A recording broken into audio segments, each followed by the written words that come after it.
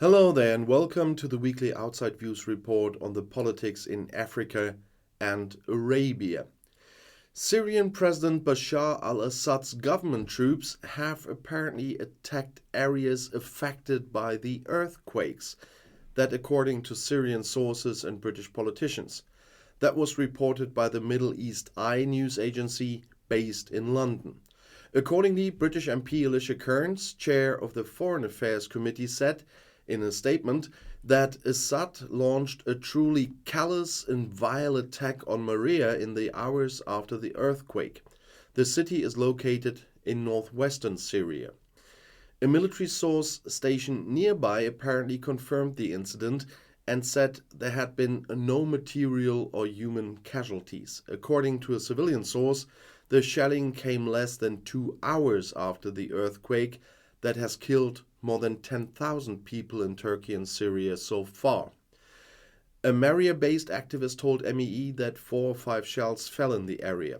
On Monday morning, reinforcements from the Syrian military, about 5 tanks and other military vehicles, were also seen on their way to the southern Syrian province of Suwaida.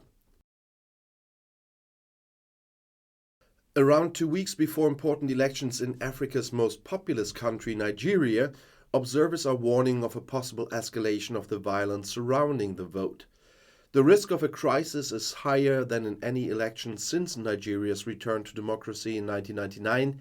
That's what the think tank International Crisis Group wrote in a report just released. However, the fact that the presidential and parliamentary elections on February 25th remained peaceful is crucial for the internal stability of the huge state, as well as its role as a democracy in the West Africa region, which has been hit by coups. With around 220 million inhabitants, Nigeria is the most populous country, the largest economy, and the most important oil producer in Africa. The security situation is very tense. Numerous armed militias are active in the north, including jihadist terrorist groups such as Boko Haram. There are also bloody land conflicts between shepherds and farmers, as well as gang crime and separatist violence in other parts of Nigeria. The 3 West African states of Mali, Burkina Faso and Guinea are ruled by military juntas, and now there is an approximation. In a statement published on Friday in the Burkinabe capital of Ouagadougou, the foreign ministers of the 3 countries stated that they wanted to create a permanent framework for coordination among themselves and cooperate more closely in areas such as trade, resources, and road and rail projects. Joint efforts must also be coordinated more closely on security issues. Shortly before, Russia's Foreign Minister Sergei Lavrov had visited Mali and promised the region, among other things, more help in the fight against Islamist terrorists.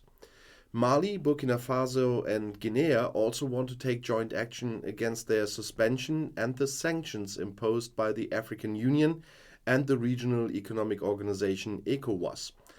The punitive measures prevented the countries from coping with common, particularly difficult challenges such as insecurity, humanitarian issues, or economic development. They further impaired regional stability, as the foreign ministers criticized. A dispute between Ethiopia's government and the country's Orthodox Church is spreading. As the organization NetBlocks announced on Thursday evening, the authorities are now apparently restricting access to social media in order to prevent protests. Facebook, Telegram, and TikTok are affected. In the province of Oromia, church leaders had split from the mother church and proclaimed their own bishops' conference. The Holy Synod, as the official representation of the church, regards the group as illegal. They also accuse Prime Minister Abiy Ahmed's government of indirectly supporting the renegades. They therefore called on their believers to protest.